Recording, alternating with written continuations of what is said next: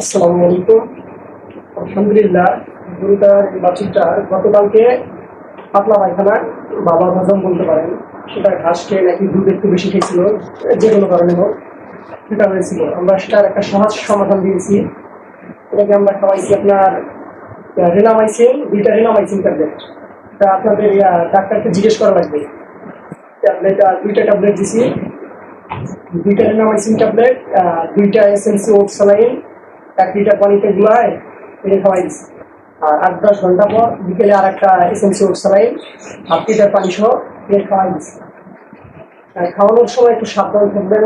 কিন্তু আপনি একা একাই খাই নাই, বোতল দিয়ে খাওয়ানো লাগছে, যাতে নাকে আবার না ঢুকে। হ্যাঁ, যাতে নাকে না ঢুকে সেই দিকটা খেয়াল রাখবেন। যেহেতু বাচ্চাদের আলাদা একটা যত্ন লাগবে, কেয়ার করা লাগবে, একটু দেখবেন। পাতলা পায়খানা বা হজম হলে দেখেন গতকালকের মধ্যেই এদের চেহারাটা অনেকটা শুকিয়ে গেছে। ঠিক আছে, আপনাদের জানানো ছিল। ধন্যবাদ। আসসালামু আলাইকুম।